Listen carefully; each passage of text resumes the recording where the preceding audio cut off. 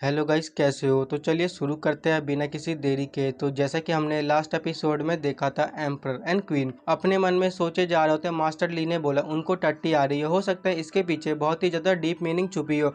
और फिर emperor queen वहाँ से जाते हुए कह रहे होते हैं, हम समझ चुके हैं मास्टर क्या कहना चाहते हैं। मास्टर ये कहना चाहते हैं कि हम इस प्रॉब्लम को उनके टट्टी करने से पहले ही सॉल्व कर दें। फिर बाकी के लोग भी वहाँ से जाते हुए कह रहे होते हैं, हाँ हम मास्टर ली को बिल्कुल भी डिसअपॉइंट नहीं करेंगे, हम इस प्रॉब्लम को जितनी जल्दी हो सके उतनी जल्दी सॉल्व कर देंगे।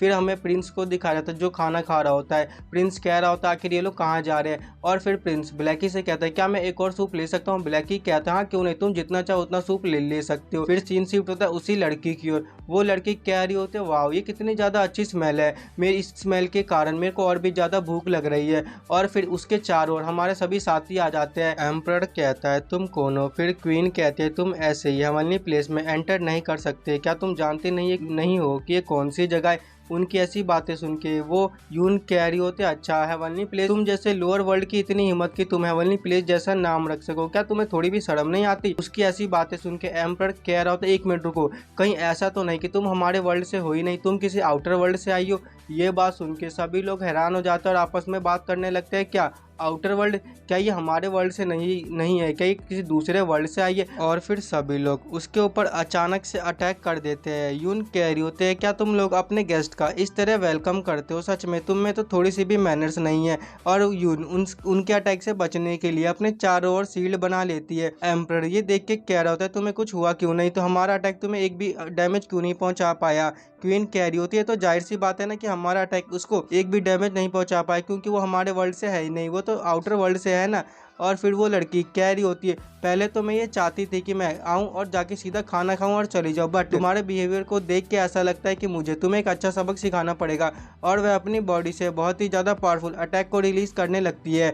फिर वह एक powerful attack emperor and queen की ओर कर देती है। एम्परर एंड क्वीन की ओर वो अटैक आ ही जा रहा होता है, बट अटैक लगने से पहले वहाँ पे दो लोग आ जाते हैं और वो लोग और कोई नहीं बल्कि लोअर वर्ल्ड के किंग एंड उसकी डॉटर होते हैं। वह दोनों एम्परर एंड क्वीन को बचा लेते हैं। फिर एम्परर उनको कह रहा होता है तुम दोनों तो वही नौकर हो ना जिसको नियान फेंग लोअर वर्ल्ड से लेके आए। किंग कह रहा तो अबे बेवकूफ तू नौकर किसको कह रहा है, भूल मत मैंने तेरी अभी जान बचाई, मैं कोई नौकर वोकर नहीं। और फिर वह लड़की सभी लोगों की ओर लगातार हंसते हुए अटैक किए जा रही होती है, बट हमारे लोअर वर्ल्ड के जितने भी लोग होते हैं वह सभी उन सभी को बचाए जा रहे होते हैं। फिर एक अटैक हमारे गार्ड की ओर जा रहा होता है। जैसे ही वो अटैक गार्ड को हिट हो पाता वहाँ पे हमारा स्कॉलर आ जाता है। स्कॉलर ने उस अटैक को बड़ी आसानी से रोक लिया होता है। ये देख के एम्पर कहता है तुम लोग इनके अटैक को कैसे रोक पा रहे हो। फिर क्वीन कहती है हाँ तुम लोगों ने तो अभी तक इमोर्टैलिटी को भी अचीव नहीं किया, तो फिर तुम कैसे इस अटैक को इतनी आसानी से रोक पा रहे हो। और फिर वो किंग बताते हुए कह रहा था ये जो प्लेट है ये हमें नियान फेंग ने दिया था। शुरू में तो मेरे को ये लगा था कि हम सिर्फ इसमें खाना खा सकते हैं, बट बाद में मेरे को ये रियलाइज़ हुआ कि एक टॉप ग्रेड का ट्रेजर है। जब ये प्लेट नियान फेंग ने मेरे को दिया था तो उन्होंने मेरे को कहा था कि हम इस प्लेट को सिर्फ एक ही बार यूज़ कर सकते हैं, लेकिन इसकी जो क्वालिटी बहुत ही ज़्यादा अच्छी है। एम्पर कहता है ओ अब मैं सारी चीज़ें समझ गया, जैसा कि हमने सोचा था सब कुछ मास्टर के प्लान के हिसाब से हो रही है। क्वीन कहते हैं अरे बेवकूफ़, मेन बात ये नहीं है, मेन बात ये है कि बस आगे कुछ बोल पाता। उनको रियलाइज़ होता है कि ये सिर्फ एक ही बार यूज़ होता है। सभी लोगों को पता चल जाता है जो प्लेट को हम सिर्फ एक ही बार यूज़ कर सकते हैं। और फिर अगले ही पल में वो जो प्लेट वहाँ से गायब होने लगता है। ये देखकर सभी लोग घबरा जाते हैं और कहने लगते हैं ये प्लेट तो सच में गायब होने लगी, अब हम क्या करें, अब हम इससे कैसे फाइट करेंगे। वो यून कह रही होते ये कितनी सरप्राइज होने की बात है, तुम जैसे चींटियों ने मेरे अटैक को ब्लॉक कर लिया, ऐसा लगता है कि तुम लोग मेरा अपोनेंट होने के लायक हो। तो ठीक है फिर अब मैं जो अटैक करने वाली उसमें मैं अपनी पूरी पावर का यूज़ करूंगी, मैं भी देखती हूँ तुम इस अटैक से कैसे बच पाओगे। फिर सीन शिफ्ट होता है हमारे ब्लैकी की और ब्लैकी दूर से ये सब कांड देख रहा होता है और कुछ बोल नहीं रहा होता है। फिर हमें नियान फेंग को दिखाया जाता है। नियान फेंग टॉयलेट से बाहर आ जाता है और वह बाहर आते हुए कह रहा होता है हाँ खाली खाली खाली। सच में यार एक बार टट्टी करने के बाद जो खाली पेट खाली हो जाता है उसका जो मज़ा है ना, ये मज़ा मैं एक्सप्रेस ही नहीं कर सकता।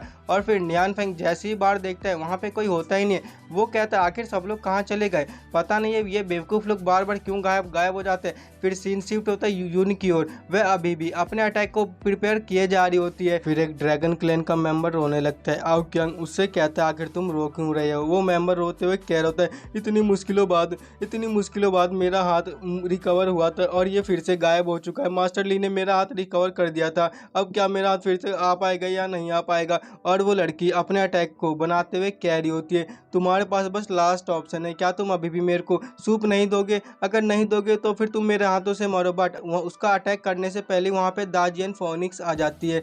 दाजी एंड फोनिक्स ने आते हुए अपना आइस एंड फायर का कंबाइन अटैक उसके ऊपर कर देती है। दाजी कह रही होती है मुझे लगता है ये हमारे इस अटैक से वो नहीं बचेगी। फोनिक्स भी कह रही होती है हाँ हमारा अटैक ये बहुत ही ज़्यादा पावरफुल था, वह इस अटैक से बड़ी आसानी से ख़त्म हो जानी चाहिए। लेकिन वो यून वहाँ से बाहर निकलते हुए कह रही होती है नहीं तुम लोग फेल हो चुके हो और तुम दोनों को देख के ऐसा लगता है कि तुम बहुत ही ज़्यादा डिलीशियस हो गए। मैं भी ये देखना चाहूँगी कि तुम्हारा टेस्ट कैसा है। बट वहाँ पे आ जाता है हमारा ब्लैकी आते हुए कहता है आखिर तुम लोग ये क्या कर रहे हो? क्या तुम्हें पता नहीं है कि मास्टर ली को टट्टी करने में 8 मिनट लगते हैं? तुम्हारे पास बस सिर्फ 8 मिनट है। 8 मिनट के अंदर इस मैटर को जल्दी से सॉल्व कर लो, नहीं तो फिर मास्टर ली यहाँ पे खुद ही आ जाएंगे। ब्लैकी को देख के वो दोनों पीछे मुड़ती है और कह रही होती है अरे ब्लैकी तुम यहाँ पे क्या कर रहे हो? क्या तुम्हें यहाँ पे मास्टर ने भेजा है? क्या मास्टर ने तुम्हें हमें रेस्क्यू करने के लिए भेजा है? बट वो जो लड़की यून होते हुए डायरेक्टली हमारे ब्लैकी की ओर अटैक कर देती है। ये सीन देख के एम्परर और लोअर वर्ल्ड के किंग वो दोनों तो कब्र में लेट जाते हैं और कहते हैं तो मास्टर का डॉग हो चुका है इंजर, अब हम क्या करें? अब तो हम गए, अब हमें कोई भी नहीं बचा सकता। किंग भी क्या होता है डैम इट, ये कितनी ज़्यादा बेकार बात है, अब हमें कोई बचा ही नहीं सकता। यून कह रही होती है इस डॉग को देख के ऐसा लगता है कि ये डॉग तुम सब में से सबसे ज़्यादा स्ट्रॉन्गेस्ट है। अरे लेकिन ये तो मेरे एक ही अटैक से मारा गया। और फिर क्वीन कहते हैं देखो वैसे हमें तुम्हें सूप को देने में कोई प्रॉब्लम नहीं है, बट वो दिन नहीं है जब हम तुम्हें कोई चीज दे पाए, क्योंकि ये मास्टर ली की सेरेमनी है। ये बात सुन के इमोर्टल ताइबा कहता नहीं अब ये मैटर सूप का नहीं रहा, अब ये मैटर लाइफ एंड डेथ का बन चुका है। तुम दाजी एंड फोनिक्स को देखो, वो इतने ज्यादा गुस्से में कि वो यहाँ पे किसी को भी नहीं छोड़ने वाले। और फिर फोनिक्स गुस्से में कहती है तू तेरी इतनी हिम्मत कैसे हुई कि हमारे ब्लैकी को तू हर्ट कर सके? और फिर ब्लैकी बैडेस्ट रूप में कहता है क्या बस तेरा यही अटैक था? तेरे इस अटैक से मेरे को तो कुछ हुआ ही नहीं। और फिर ब्लैकी उसकी ओर एक बहुत ही ज़्यादा पावरफुल अटैक करता है। उसका अटैक इतना ज़्यादा पावरफुल होता है कि वो 8-10 पत्थरों को बीच में छेद करते हुए दूर जाके गिर जाती है। ये सीन देख के एम्परर और बाकी के लोग रिलैक्स हो जाते हैं, वह टेबल पे बैठ जाते हैं और बात करने लगते हैं। तो जैसा कि हमने ब्लैकी से एक्सपेक्ट किया था, ब्लैकी ऐसे ही मास्टर के डॉग थोड़ी ना है, ब्लैकी जैसा तो इस दुनिया में कोई है ही नहीं। और फिर वो बड़ी आसानी से वहाँ पे चाय पीने लगते हैं। ये देख के पीछे से हमारी लड़कियां गुस्से में कह रही थी तुम यहाँ पे चाय पी रहे हो? क्या ये सही मौका है यहाँ पे चाय पीने का? और वो तीनों में से घबराते हुए कह रहे थे अरे तुम देखो ना, हम चाय पीने का मौका नहीं है तो क्या यहाँ पे ब्लैकी आ चुका है? और ब्लैकी के होते हुए आखिर कौन है जो हमें इतनी आसानी से हर्ट कर पाए? फिर सीन शिफ्ट होता है यून की ओर, वह दूर जाके गिरी होती है और फिर यून खांसते हुए उठती है। बट अचानक से उसके पीछे ब्लैकी आ जाता है। उसको फील होता है कि ब्लैकी इतनी स्पीड से उसके पीछे कैसे आ सकता है। और फिर ब्लैकी उससे कह रहा होता है तो मैंने तुम्हें पहले ही कहा था ना कि मेरे पास सिर्फ 8 मिनट है, अभी के लिए तो मैं तुम्हें छोड़ता हूँ, बट बाद में अगर तुमने ऐसी हरकतें की तो ध्यान रखना मैं तुम्हें नहीं छोड़ूंगा। और फिर ब्लैकी छोड़ के उसे वहाँ से चला जाता है। फिर सभी लोग ब्लैकी के पास आ जाते हैं और कहने लगता है ब्लैकी सच में यार तुम तो बहुत ही ज़्यादा स्ट्रॉन्ग हो, तुम जैसा सुपर डुपर स्ट्रॉन्ग तो हो ही नहीं सकता। ब्लैकी उनसे कह रहा होता है ये सब बातें तो ठीक है, अब चलो अब हमें दावत पे चलना चाहिए, मास्टर हमारा इंतजार कर रहे होंगे। और फिर वो सभी लोग जाते हुए आपस में बात करने लगते हैं हम कितने ज़्यादा लकी है कि लॉर्ड ब्लैकी यहाँ पे आ गए, अगर लॉर्ड ब्लैकी ना आते तो हो सकता था आज हम यहाँ पे बच ही नहीं पाते। ब्लैकी कहता है तो आउटर वर्ल्ड से यहाँ पे लोग आने लगे, ऐसा लगता है कि चीज़ें और भी ज़्यादा इंटरेस्टिंग होने वाली है। तो चलो मेरा क्या, मेरे साथ तो मास्टर है, मास्टर के होते हुए आखिर मेरा कौन क्या ही बिगाड़ लेगा। फिर हमें उसी लड़की की ओर दिखा जाता है, वो खून खांसती है और कह रही होती है मैं कॉजी सेज लेवल के पीक पे हूँ और फिर भी मैं इससे इतनी आसानी से कैसे हार सकती हूँ? मैंने तो कभी सोचा ही नहीं था कि इस जैसे वीक वर्ल्ड में ऐसे पावरफुल पर्सन एग्जिस्ट करते हैं। और इस डॉग ने ये भी मेंशन किया था कि इसका कोई मास्टर है, तो मैं भी ये देखना चाहूँगी आखिर कौन है इतना पावरफुल पर्सन। फिर सीन सीट होता है एम्परर एंड क्वीन की ओर। क्वीन कह रही होती है ब्लैकी तो बहुत ही ज़्यादा पावरफुल है, हमें भी अपनी स्ट्रेंथ को इंक्रीज करके ब्लैकी जितना पावरफुल होगा। फिर एम्परर क्या होता है इसके बारे में तो तुम भूल ही जाओ, चाहे हम कितनी भी ज़्यादा मेहनत कर ले हम ब्लैकी एंड मास्टर से पावरफुल हो ही नहीं सकते। अब ब्लैकी अपनी तारीफ सुन के बहुत ही ज़्यादा खुश हो जा रहा होता है। और फिर ब्लैकी कहता है ठीक है आज के लिए तुमने मेरी तारीफ बहुत ही की, स्टोरी के हिसाब से इतनी तारीफ करो, इससे ज्यादा मत करो वरना राइटर को मेरे ऊपर गुस्सा आ जाएगा और क्या पता वो फिर से मेरे को मार दे। फिर हमें वहाँ पे नियान फेंग को दिखाया जाता है। नियान फेंग दूर से आवाज देते हुए क्या होता है, ब्लैकी तुम वहाँ पे क्या कर रहे हो। ब्लैकी क्या होता है, सट यार, जैसे कि मैंने सोचा था मास्टर इस समय क्यों आ गए। और फिर नियान फेंग ब्लैकी से कह रहा होता है, ब्लैकी तुमने अपना सूप क्यों नहीं खत्म किया, तुमने अपना सूप खत्म भी नहीं किया और यहाँ से भाग गए, कहीं ऐसा तो नहीं तुम जाके तुमने इमोर्टल लोगों के कपड़े चुरा लिए। मैंने तुम्हें कितनी बार कहा है ना ऐसी हरकतें मत क्या करो। और जो ब्लैकी डरते हुए नियान फेंग के जूते चाट रहा होता है और फिर नियान फेंग कहता है, अरे मेरे को माफ कर दीजिए, मेरा ये डॉग है ना बहुत ही ज्यादा बेवकूफ है, यह हमेशा इमोर्टल लोगों के कपड़े चुराया जाता है। ये बात सुन के एम्पर और बाकी सभी लोग कह रहे होते हैं, अरे क्यों नहीं नहीं नहीं, ब्लैकी तो बहुत ही ज्यादा अच्छा है, आपको इनके बारे में कुछ बोलने की जरूरत नहीं है। फिर नियान फेंग उन्हें कहता है, बाय द वे तुम लोग अचानक से क्यों चले गए थे, कहीं ऐसा तो नहीं मेरा सूप इतना ज्यादा बेकार था कि तुम उल्टी करने चले गए।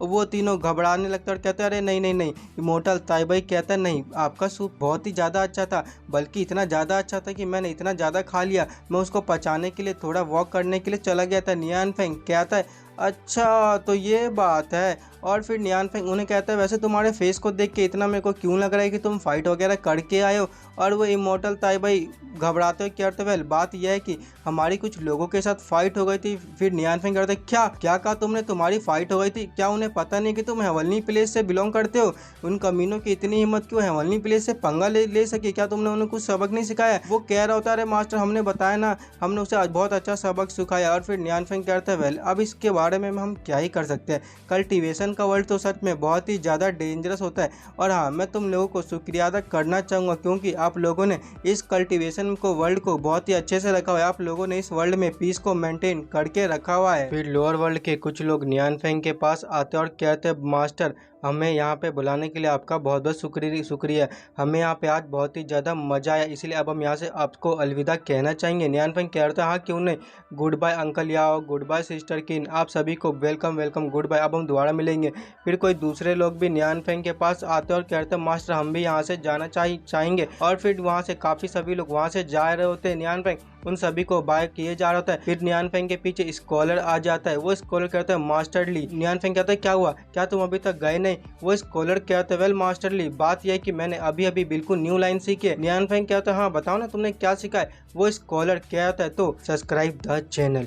नियान फेंग कहते हैं, क्या तुमने ये सीखा है, हाँ ये तो काफी ज्यादा अच्छा है, सब्सक्राइब द चैनल, और तुम साथ में ये भी जोड़ सकते हो कि वीडियो को लाइक एंड शेयर भी कर देना, इससे तुम्हें और भी ज्यादा मजा आएगा। तो वेल ठीक है, फिर क्या आप तुम भी यहाँ से जाना चाहोगे। वो स्कॉलर कहता है, भाई ठीक है मास्टर, अब मैं भी यहाँ से जाना चाहूंगा। और फिर वो स्कॉलर भी वहाँ से चला जाता है। फिर सीन शिफ्ट होता है हमारे प्रिंस की ओर। वो क्या होता है, क्या आखिर यहाँ पे कोई लोग दिख क्यों नहीं रहे, ऐसा लगता है कि सभी लोग मुझे छोड़ के यहाँ पे जा ही चुके हैं। सिट यार, मैं तो बेवकूफ़ का बेवकूफ़ रह गया, मैं अकेला यहाँ पे रह गया और बाकी सभी लोग मेरे को छोड़ के यहाँ से जा चुके हैं। तो गाइस इसी के साथ यह एपिसोड खत्म होता है। वीडियो कैसी लगी कमेंट में जरूर बताना। अब हम मिलेंगे किसी और एपिसोड में, तब तक के लिए गुड बाय दोस्तों।